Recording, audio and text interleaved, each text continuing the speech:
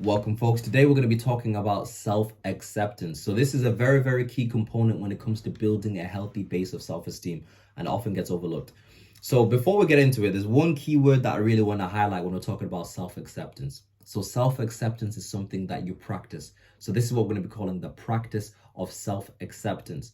Now, the reason why I say practice is because practice means that it's something that you're going to have to continuously engage in. And when you're doing something, when you're practicing a particular skill, you don't always get it right. So there can be times where you get it spot on. There are going to be times where it's not where you want it to be.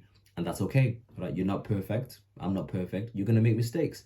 But what we're going to be striving to is we're going to be striving to be making progress with this, making progress in self-acceptance. Now, when we're talking about self-acceptance, what exactly do I mean? So when I'm talking about accepting yourself, the definition that I have for that is when a person, first of all, makes that initial decision to say that I choose to be there for me. I choose to be a friend to myself. I choose not to be my own enemy. I choose to support myself. So think about what I'm saying. So think about it. The first statement, I choose to be a friend to myself. So what is a friend? What is a good friend? So a good friend is somebody who's there, who supports you. So they're there no matter what. So a good friend will tell you the truth when it's unpleasant. A good friend's not going to allow you to not be the best version of yourself.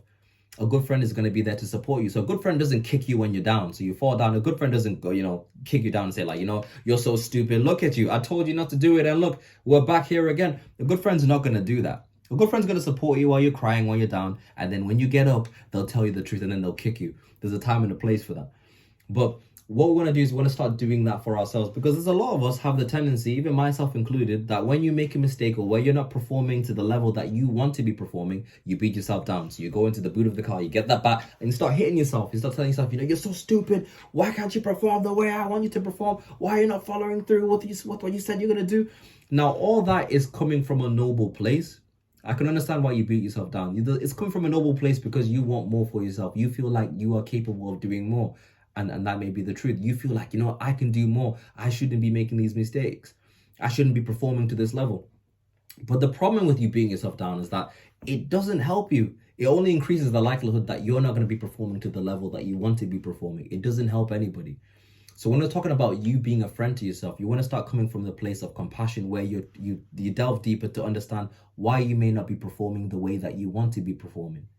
You start digging deep and understanding the truth of things. Because when you start understanding the truth of things and you get to the root cause of a particular thing, that's when it can be fixed. That's when we can start making progress and moving along. You make progress when you, first of all, tell yourself the truth. And that's the first key component of self-acceptance. Telling yourself the truth, seeing the truth and the reality of where you're at. Because when you see the truth and the reality of where you're at, that's where we can start making progress. We can do something about it. But the problem with telling yourself the truth is that sometimes telling yourself the truth is something that's unpleasant. It's unpleasant to admit to yourself that, I've been irresponsible with the things that I've been given. I've not been showing up to the best of my ability for my family. I'm not working as hard as I could be on my goals. It's my fault that I've not made progress. It's my fault that I'm in this situation. It's a painful thing to sometimes tell yourself the truth. But the thing about telling yourself the truth is that it will set you free. Now, truth is something that can be revealed to you in stages. Sometimes you can't handle the full truth. Sometimes when you hear the full truth, it'll send you under, or you'll go crazy. But it can be revealed to you in stages, or you can uncover it to yourself in stages. I'll give you an example. So I remember I was reading a book and it's talking about this lady who was just like randomly angry whenever her husband went away, took like a few days away from her, like go away on a trip. So her husband wants to go fishing with his boys, but she's like, I don't want you to go fishing. So she'd just be irrationally angry. Her husband's thinking, what's wrong with this one? Why is she tripping? I just want to go, catch some fish, catch some goldfish in the sea, or to get me some sea bass. I just want to get some sea bass, right? But his woman won't allow it. So she starts getting therapy. Right, so she's, the therapist is like, so, like, why is it that you're angry that your partner's going away? So she's flipping. She's like, I'm not angry that he's going away. So the therapist is like, okay, cool. She's not ready to accept that she's angry that her partner's going away. So he asks her, are you willing to accept that you're not willing to accept that you're angry that your partner's going away? She's like, cool. I am willing to accept that I am not, that I can accept that I am unwilling to accept that I am angry about my partner. Okay, cool. That's the first level. That's the first level of truth that she can accept. She can accept that she's not willing to accept that she's angry that her partner's going away. That's the first stage. Okay, cool. She accepts that. Now they begin to dissolve a bit of the resistance.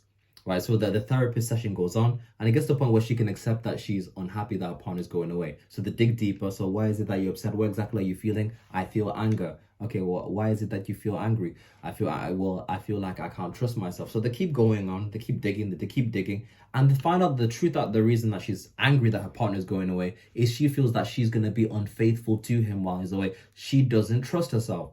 That was the truth, right? Now that's out in the open, we can do something about it. But she was only able to get to that level of truth because she was able to dissolve the different stages. She had to find the level of truth that she could tell herself. And once you find that level and you accept that level and you tell yourself the truth to that level that you can dissolve and you can go a little bit deeper. Then you can go a little bit deeper. Then you can go a little bit deeper. And then you get to the core truth. And then when you have that core truth, we can do something about it. But when you get to that core truth, that thing that's really unpleasant, you don't beat yourself down about it. You come to from a place of understanding. You start thinking, okay, you get curious. Okay, why is it that I'm feeling this way? Why is it that what is the core motive from this? You know what I mean? Why am I perceiving the world in this particular way? You get curious. And when you see the truth, we can make a plan and you can do something about it. But it stems from the first thing of self-acceptance. One, choosing to be a friend to yourself, not being an enemy to yourself. So not attacking yourself when you make mistakes, not attacking yourself when you get to the truth, the unpleasant truth that you don't like. You come from a place of compassion and you build yourself up, and then we go from there. We make a plan and we improve. So that's the first idea, the practice of self-acceptance.